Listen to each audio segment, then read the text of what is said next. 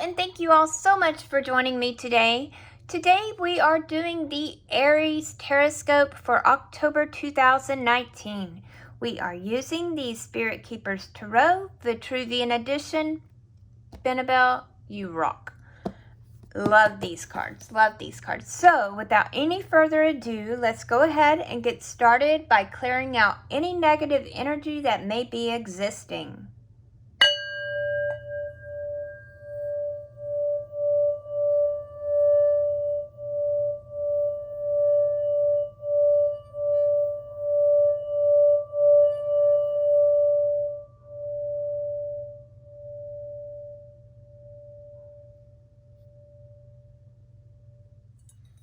Okay, let's see what Spirit has for Aries.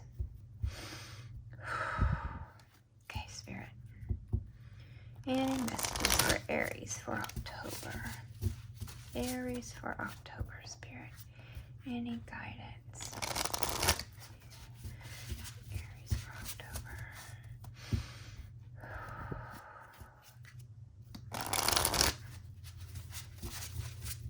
Any messages for Aries? Aries in October. October for Aries.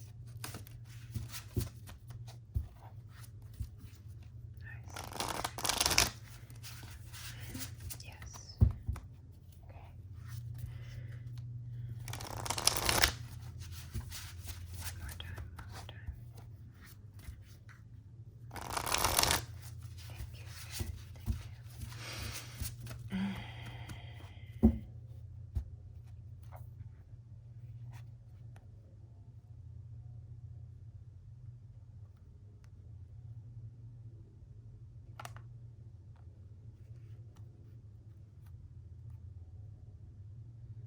Okay, we will now look for the significator card for Aries.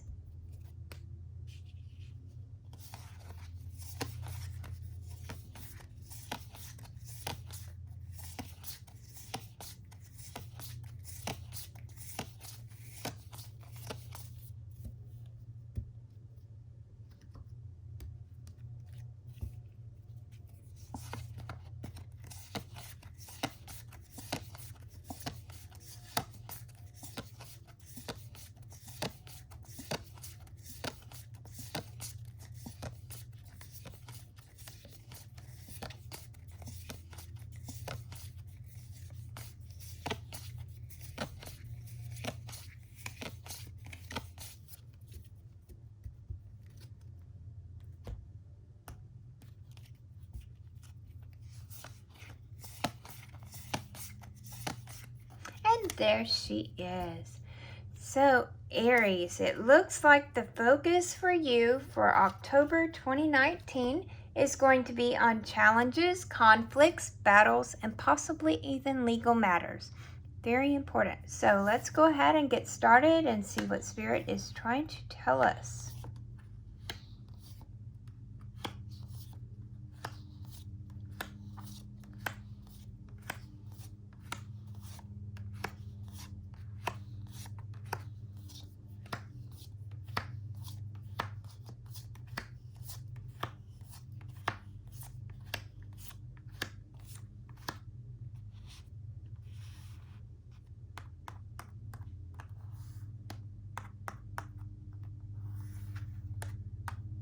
Okay, looks like we have all top row today.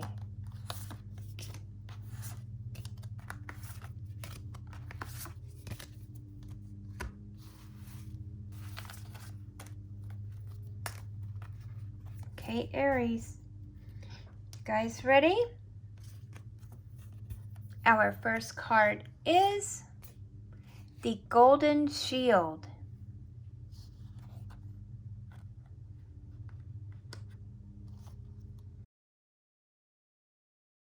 You are shielded against those who are sending you psychic arrows of envy, ill will, resentment, someone who covets what you have and who is just waiting for a vulnerable opening to strike. Thus the Golden Shield defends you, and this spirit is now making his presence known so that the angelic power of fire can keep you safe, healthy, and flourishing. The golden shield is a sign to block out new distractions and instead mine deep into your current reservoirs of creativity or ingenuity. As you focus on the endeavors that stoke your passion and give you that raison d'etre, the golden shield is protecting you from the evil eye, from malefic energies others are sending you, such as envy, or provoking your insecurities and self-doubt, or just trying to drain you of your wellspring of energy. The design on the golden shield the angelic power holds up features a flaming cross. On either side of the cross is a 7-pointed star, symbolizing the perfection of God and the 7 days of creation. One star symbolizes the diurnal sacred 7. The other symbolizes the nocturnal sacred 7. Below it, in a V formation, are 6-fold tomei from Shinto, which put together would form twin Gankil, wheels of joy per Tibetan Buddhism. Symbolizes pieces of the wish-fulfilling jewel. Assembled into one, they form the Philosopher's Stone. One triplet forms the power of inspiration, and the other the power of exploration. At their midpoint is a solar cross, and below that, a column of 4 power crosses that lead to another solar cross in a different design. The crosses here are also reminiscent of a double Vajra for the powers of thunder. Visualize alternating bright colors of the sun and fire further fortify the shield. Here the angelic power and queen of the scepters wears a kabuto helmet from feudal Japan and the army of a Chinese Qin dynasty warrior. The scepter he wields can also be used in the manner of a rotten fighting stick prevalent in the traditional martial arts of Southeast Asia. Card number 2, the Lovers.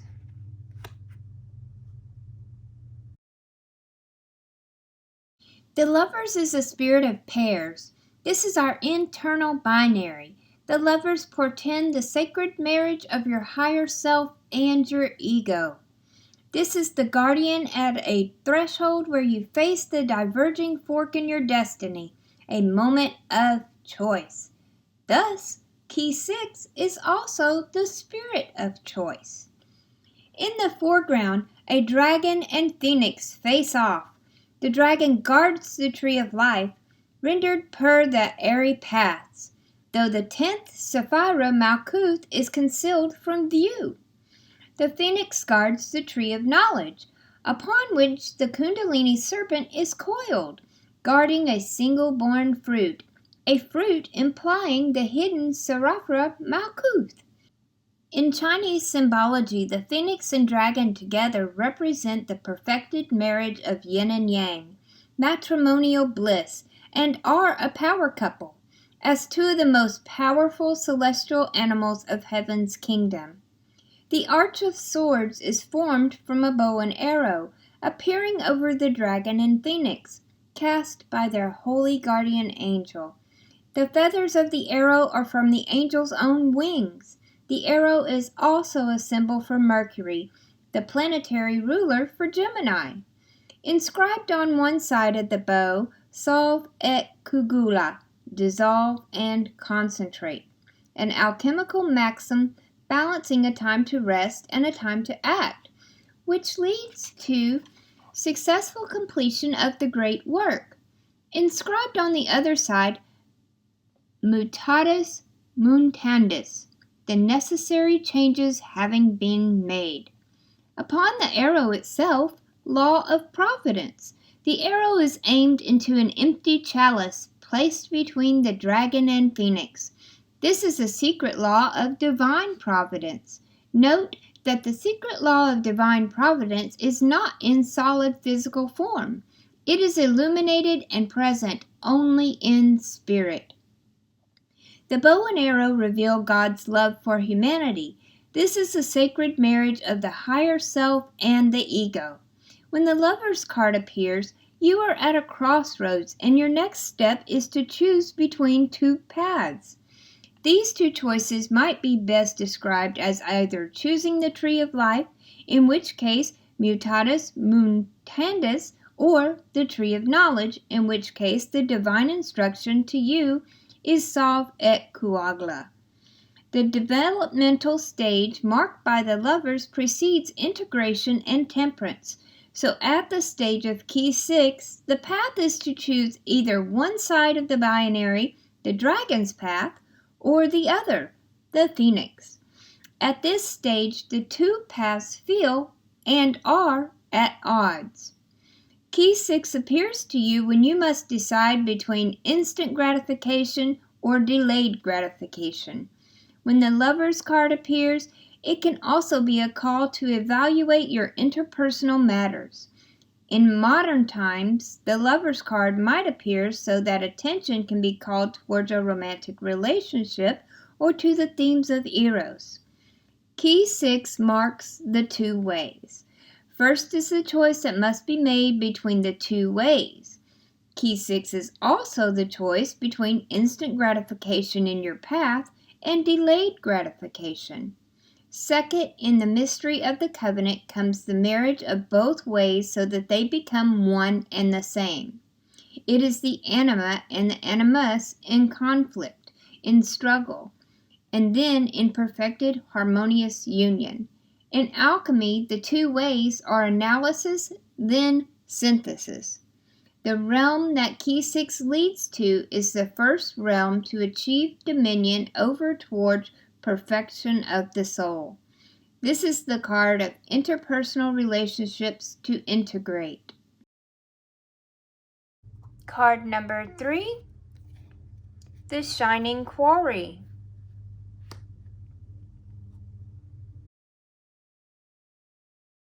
The Shining Quarry is alchemizing the elemental nature of earth to increase your material resources, assets, and to cultivate fruitful abundance. Transmuted earth is the qualities of dryness and cold. Dryness is the quality the Shining Quarry now endows you with, and the alchemical instructions the Spirit brings you is this: crystallize your work ethic into something finally solid and tangible. Create definitions, then slow down, decelerate so that you have a chance to reflect and meditate. You do not need to be on the path of rapid increase, not yet. Now is the time to cultivate your resources organically, without giving in to the temptation of urgency. Be methodical. The Shining Quarry marks the encounter with one's own earth nature and making sense of our material attachments. This night is the spirit of elemental earth that will imminently fuel a realized outcome in your life relating to your personal economics, finances, property matters, access to resources, business, income, or earnings. The Shining Quarry is here as a guardian spirit to help you navigate the work cut out for you, having to build a stronger, earthy foundation so that you can increase your access to sources and thus bring about the success you have been seeking. Card number 4, the Priestess.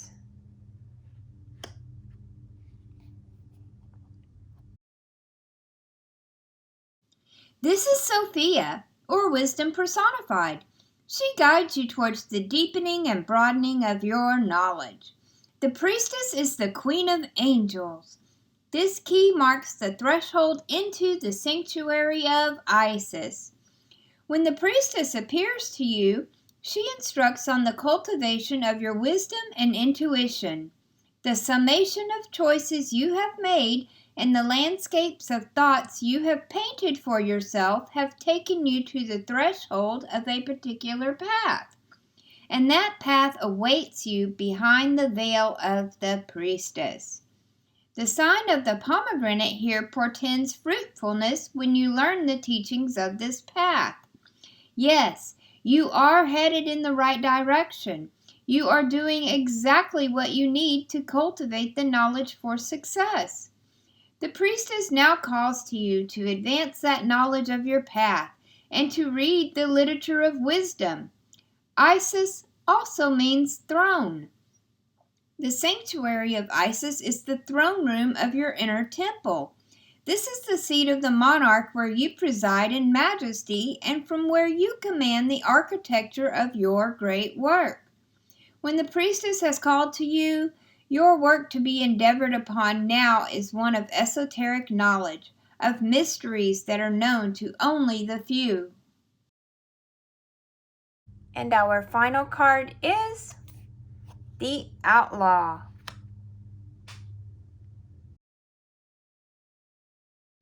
Examine your situation from a different perspective.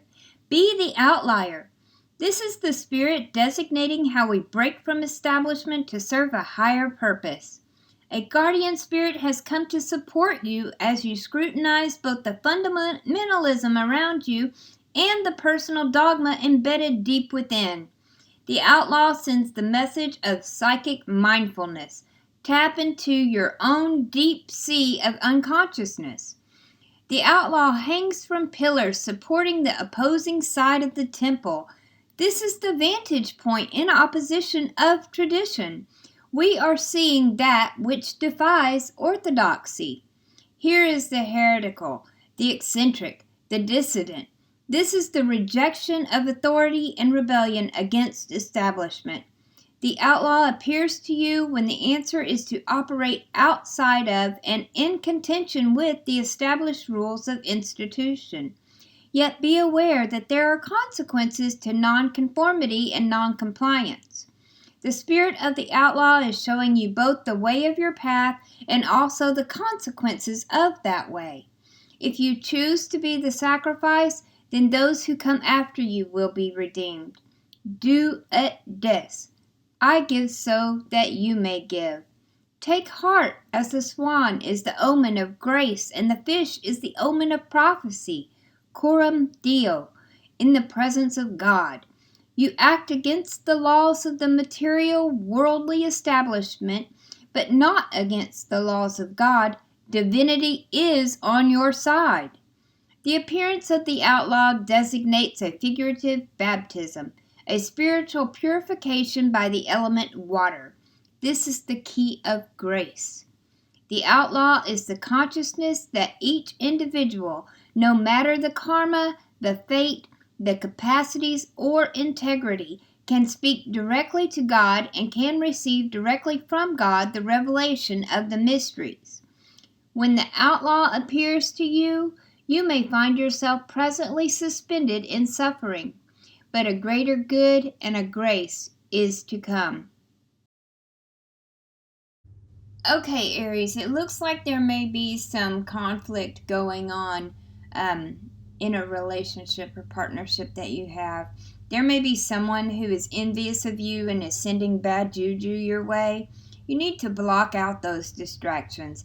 Stay focused on your hopes and dreams. You are being protected from psychic and spiritual attacks, but you can also be doing your part too. Start by taking a cleansing bath. Get all that bad juju off of you. Then anoint yourself with some anointing oil. Clean your house, top to bottom, front to back. Salt your windowsills and doorways. Put a cross above all your doorways with oil. You can put mirrors reflecting outside your windows, like turn them around so that the mirror part is showing towards the outside. That way when somebody's sending something to you, you reflect it back to them. Be protected. Put up your bubble of protection around you all the time. Always have your protections up. But listen, you need to reevaluate your partnerships, whether it be a romantic relationship, business partnership, friendship, or family. You may also have a choice that needs to be made between various paths. Which paths can be joined together to create a harmonious relationship or partnership? Look inside yourself to your inner temple. You already know the answers that you are seeking. You know who is doing this. You know where the conflict is. Learn to use your intuition and, most importantly, trust that gut feeling. Gather your resources, slow down, and make a plan. Make sure you have a solid foundation before you spring into action. You need to really think this through. Maybe look at the situation from a different perspective. Think outside the box. What can you do to fix this partnership? You may have to make a sacrifice to attain your end goal. A little suffering now for the greater good that is to come. Compromise. But most importantly, trust your gut, put up your protections, and think things through. Don't be rash. Okay? I hope that today's message has resonated with you and will help lead you and guide you throughout the month of October. If you would like a more personal and in-depth reading, please go over to my website at www.conjureknits.com. I offer phone sessions, video readings, and chat readings. Just click on one of the links at the top of the page. Be sure to check out my shop while you're there also. I hope you all have a very beautiful October. Love you bunches!